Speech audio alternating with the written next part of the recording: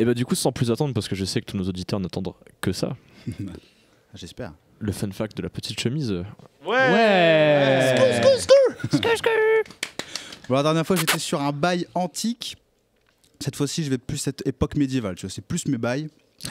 Donc, si Stéphane Bern vous parle des rois courageux et de leurs jolies amantes, moi, je vais vous parler des rois lâches et de leurs fins toutes pourries. Ouais. Donc, je présente le truc comme ça. Il y a trois grandes dynasties de rois de France. Et la troisième, ça va durer grave longtemps, genre 1000 ans, je crois. Mais les deux premières, ça va durer genre 200 ans. Ils vont un peu galérer, tu vois, à rester sur le long terme. Tu À vois. se pérenniser. Ouais, voilà, exactement. Donc, il y a les Mérovingiens et les Carolingiens. Bon, évidemment, puisque vous avez tous vu mon premier épisode sur les Mérovingiens, j'imagine que j'ai pas à vous rappeler pourquoi cette première dynastie s'est effondrée. Non. Si. Ok, rappelle, vas-y. Si. Vas-y, rappelle. Bon, donnez-moi vos carnets, là. Vous avez pas révisé vos leçons. Là, je m'entraîne, je veux devenir prof, donc... Donnez-moi vos carnets, je déconne pas, là. Bon, enfin, bref. Putain, ça me fait peur cette phrase, tu sais, ça me fait vraiment un petit frisson de l'époque. tu sais. Alors, t'aurais pas dû lui faire un bisou, il a pris la confiance. Je vais appeler tes parents, mon gars. Bon, question récurrente. Lorsque le roi meurt, qu'est-ce qu'on fait de son royaume, en général? À votre avis? On le donne à son fils. On donne à son fils, et s'il en a plusieurs? Au plus âgé. Eh bah, ça n'a pas tout de suite été comme ça, en fait. Au début, chez les Mérovingiens, donc la première dynastie des rois de France, même si on ne parlait pas encore de France, on divisait le royaume entre les fils. Si le roi avait 3 fils, on divisait le royaume en 3. Ça peut paraître pour une bonne idée, mais en fait c'était une bonne grosse idée de merde, parce qu'évidemment elle va engendrer de nombreux conflits de succession du type « Papa il a dit que l'Aquitaine c'était à moi » ou encore « Pourquoi Kérébert il a une plus grande partie que moi ?» Sauf que bon, ça va, tu sais, ils vont se foutre sur la gueule. Hein, c'est Déjà, pas... la première question, c'est pourquoi ton père t'a appelé Kérébert? Parce que frère, ils avaient des noms pétés à l'époque. Hein. Et après, bah, normal qu'il t'ait pas tout filé parce que bah, tu t'appelles Kérébert. Fils de pute. Donc voilà, cette technique de merde, ça fout la merde dans la famille royale des Mérovingiens. Elle se fout allègrement sur la gueule et se fragilise tant et si bien que ce sont des membres de la haute aristocratie qui vont finir par s'emparer du pouvoir. Mais je vous apprends rien, vous avez vu ma vidéo. C'est comme ça que débute en 751 la deuxième dynastie des rois francs, celle des Carolingiens, c'est celle de Charlemagne pour situer, qui a régné de 768 à 814. Et alors eux, qu'est-ce qu'ils vont faire? Ils vont pas refaire la même erreur quand même. Si. Je spoil un peu mon prochain épisode, mais putain, est con.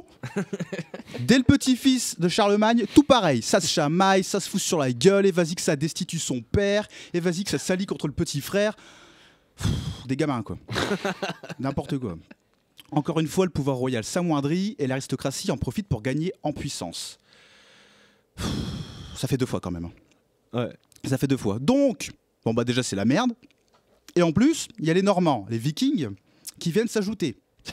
Depuis l'époque de Papy, donc Charlemagne, ils opèrent des incursions sous la forme de raids et pillent notamment les églises, profitant de la faiblesse défensive de ce qu'on appelle alors la Francie occidentale. Alors on a un peu un écho de cette situation compliquée dans la série Vikings, oui. Saison 3. Notamment au début de l'épisode 7, j'ai vérifié, lorsque le roi et empereur d'alors, Charles le Chauve, le mec miskin avec des petites moustaches là, c'est en fait un des petits-fils de Charlemagne. Et il y a un moment, pour se protéger des Vikings qui arrivent, dirigés par Ragnar qui s'apprête à piller Paris, donc ça c'est censé être en 845, même si c'est pas forcément le cas dans la série, je pense. Enfin bref. Et il refuse catégoriquement d'appeler à l'aide ses frères. Il dit ça. Donc, tu vois, c'est un peu ce... Un peu la fierté mal placée. Ouais, voilà, exactement. Puis ça, ça fait lien avec la vraie histoire, du coup. Mais alors donc, pour le roi, ça va pas fort, quoi. La famille royale, elle se fout encore sur la gueule. Le plus souvent, la tactique pour protéger le royaume, c'est de payer les Normands pour qu'ils acceptent de partir. Super. En plus, c'est un impôt extraordinaire et très impopulaire. Parce que c'est la population qui doit le payer, et puis ça fait passer le roi pour un lâche. Enfin, ça ne le fait pas passer pour un lâche, c'est un lâche de toute façon. Donc, on le voit dans la série par exemple. Tu vois. Enfin, tous les rois, c'est un peu des miskines. Et puisqu'effectivement, le roi n'est pas capable de défendre son royaume, c'est localement que la résistance s'organise, avec l'essor toujours plus important des seigneurs un peu partout dans le royaume. Enfin bon, c'est un peu la merde, hein, on a bien compris ça. Lorsque Charles le Chauve meurt, une série de rois éphémères qui ne servent pas à grand-chose lui succèdent. Le dernier de ces rois, c'est Charles le Gros. Un arrière-petit-fils de Charlemagne, un surnom qui n'eut d'égal que son courage hors du commun, qui va lui permettre de restaurer l'honneur de sa famille. C'est faux. En 885, des Normands dirigés par un certain Siegfried veulent passer par Paris pour accéder à la Bourgogne plus loin vers l'est. Ça fait déjà plusieurs fois que Paris se fait piller. et la résistance locale dirigée par l'évêque Gozlin et le comte de Paris Eudes, qui est donc anachronique dans la série, hein, le mec avec ses longs cheveux un peu fat, là, vieux, c'est le comte Eudes, mais du coup c'est pas du tout au même moment. Et en plus il avait 21 ans, c'était pas un vieux pervers chelou. Enfin bref. Et je regarderai pas la saison 3 du coup. Ah bah non, la série est bien en général, hein. Tu l'as pas vu? Ah, mais si c'est Vous l'avez vu ou pas? J'ai Qui l'a vu vu les 2 premières Moi, j'ai saisons, vu mais les- après si ouais, ça les part deux si premières c'est aussi, je anachronique, crois. moi ça m'intéresse Ok, pas. ok. tu vois. Puriste. Mec, moi je regarderais pas du tout, tu vois, si c'était pour ça que je. Enfin bref. Et du coup, si je m'intéressais que à ce que ça soit vraiment full histoire, tu vois, je serais dans la merde. Il n'y a aucune série qui fait ça. D'accord. Bon, enfin bref, du coup, cette résistance s'organise. Elle est prête à résister cette fois-ci aux 700 dracars qui se dirigent vers elle, Paris. Le siège commence en novembre 885 et s'éternise durant une année. Les envahisseurs puisent leur ravitaillement dans les campagnes environnantes vers l'est, qu'ils ravagent allègrement.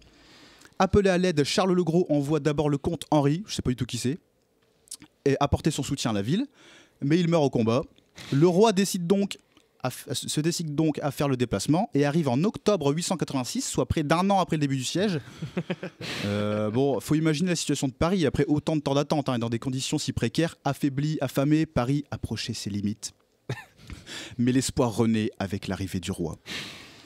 Sauf que la Quand le roi résistance. il vient, tu vois, Et quoi? ça fait toujours zizir quand le roi vient. Tu te dis bien. Ouais. C'est pour ça qu'on attend toujours Emmanuel Macron à demain. C'est ça.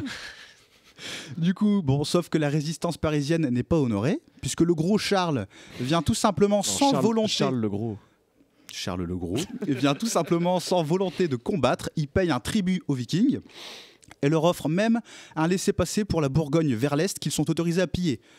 Paris est sauvé, mais la menace est toujours présente. Charles lui-même, malade et apeuré, quitte rapidement la région. Et gros aussi.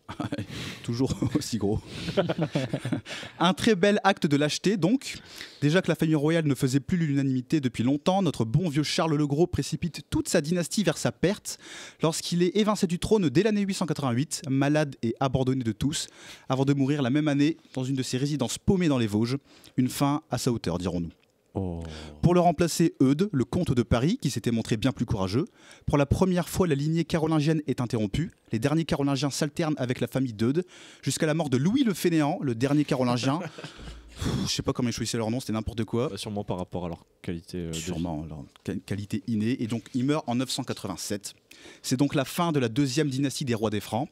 Encore une fois, des débuts prometteurs sous Charlemagne, mais on finit de manière lamentable avec Charles le Gros, puis Louis le Fainéant, par un manque de concentration en classe et un manque d'implication dans le travail personnel. Et c'est comme ça qu'on finit le dernier semestre sur une mort quelconque, alors qu'on faisait quand même partie de la classe de l'un des mecs les plus badass de l'histoire de France. On est encore loin de la mention assez bien, mais allez, on met quand même les encouragements, peut mieux faire. Si vous voulez rentrer un peu plus dans les détails, pour la fin de la dynastie des Mérovingiens, il y a ma première vidéo. Et pour la dynastie des Carolingiens, ça sortira quand j'aurai le temps parce que j'ai masse de taf. Ah oui, parce que toi-même tu es à l'école. Exactement. Mais si vous voulez en savoir plus, abonnez-vous à la petite chemise. Bravo. Merci. Merci. Nice. Big up Charles le Gros. Repose en paix. Bah, c'était vachement gentil de faire ça, de nous apprendre autant de choses aujourd'hui. Je suis là pour ça.